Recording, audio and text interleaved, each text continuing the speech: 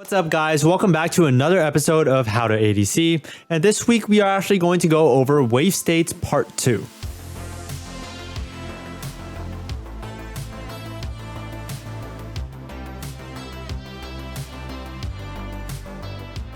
During last episode we went over what waves are and how to know really if a wave is freezing, pushing, or if it's in an even wave state. These are all very important topics to know, and you should know how to set up those waves in specific cases.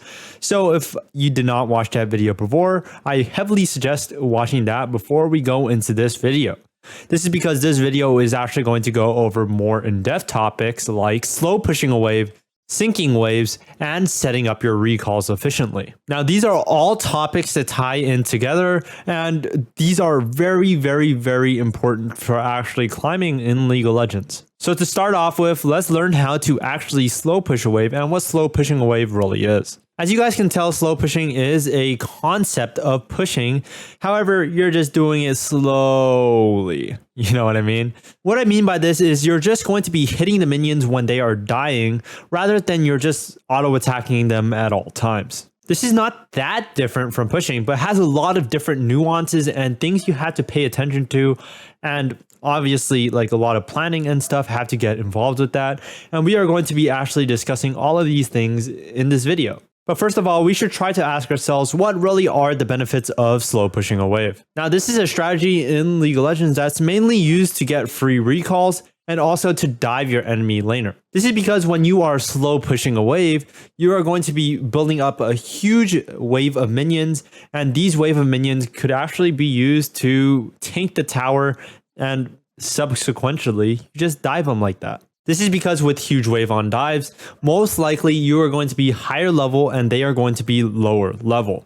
This makes it so they have less stats, they obviously have less spells powered up, and it's just a free way to get kills and get you more ahead in the game. Now, another thing it could be used for is a concept called cheater recalling or combating against cheater recalling. As I showed you guys in prior videos, cheater recalling is basically just pushing in the third cannon wave so you actually get a small item advantage when you push it in. But unbeknownst to a lot of people actually, that this same concept can be used to push your lead and garner an advantage.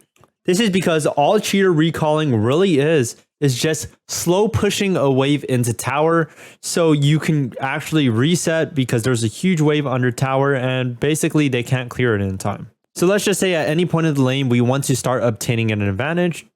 Slow pushing a wave into recalling is a very good way to get an advantage. Basically, if you have, let's just say 1000 gold, you can plan out your recall in the next 3 waves. Same thing as cheater recalling, crash in the wave, and basically you get a noon quiver on your reset. However, to plan out and actually to crash these waves to its full effectiveness, we are actually going to learn this strategy called crashing your cannon waves. Because here's the thing about slow pushing a wave.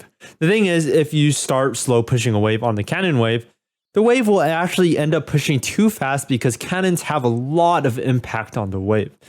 But at the same time, we actually want to crash the wave under tower with the cannon minion, as it gives you more time because there's obviously a cannon there and it's fortified by the tower, so it takes less damage. That is why we want to plan out our waves perfectly and actually have a plan when we are in general auto attacking the minion wave. For instance, if we have gold and we are actually trying to get an item, let's just say we have our noon quiver completed and we're trying to finish our mythic item. For these cases, we just had to keep in mind, when did the last cannon minion wave arrive?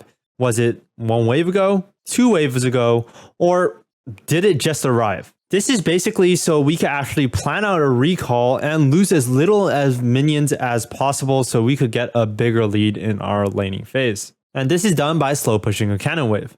If you guys remember, it is going to be 2 regular waves.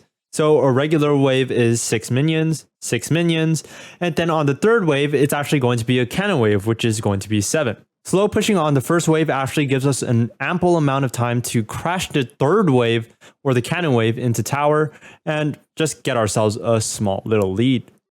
The key parts to this is just to slow push the first 2 waves, and then once the third wave arrives or the cannon wave, you just push it as fast as possible. Now, this could be seen to similar success when you are doing it on the second wave and crashing the cannon wave in as well. Comparatively, if you just fast push a cannon wave, it's not that good, because if you fast push a cannon wave, it basically relieves all the pressure that you put upon them, and they could basically get a free recall and actually obtain an even lane state for no apparent reason. Now, this is great and all, but you may be wondering, what do I do with the wave when I'm in a losing lane scenario? Because obviously, I can't slow push a wave or even control the wave if I'm in a losing scenario. Now, losing scenarios, let me be honest, they suck. And sometimes it really is just completely out of your control. But the thing is, there's really nothing you could do if a person who manages the waves perfectly, they do everything perfectly, you really can't combat versus them, as you're just going to be behind in the game. But the great thing about solo queue is that almost everybody does not play perfectly. Even me personally, even pros, and even a lot of streamers.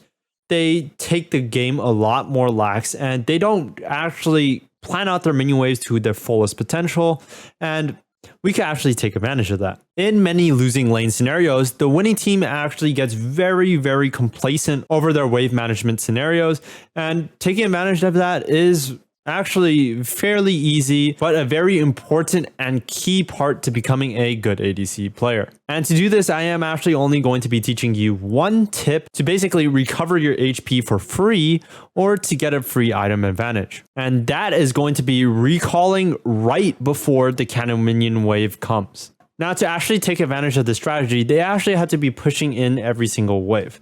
However, that is fairly often. Now, the reason why this tip works so effectively is basically because the minions are going to die to the tower faster, so you can CS them faster, and if they try to push in the cannon wave, they won't be able to push in the cannon wave, so you actually are going to arrive when the cannon minion wave gets to your tower. Now, I should note that there is a small downside to this, and it's that it causes your lane to actually slow push. But in losing lane scenarios, you actually get controlled by the enemy's tempo rather than your own tempo. So you're just trying to be the most adaptable you possibly can. So this is just a small form of how to be adaptable and how to basically choose your recalls instead of just recalling whenever your opponent recalls. The next topic we are going to be talking about is similar to what I just explained right now, but it is going to be going over it in a more full game scenario. It makes the wave states more applicable to a real game, and that is going to be syncing waves. All the stuff about wave states specifically that I talked about is actually more concerning about your own self,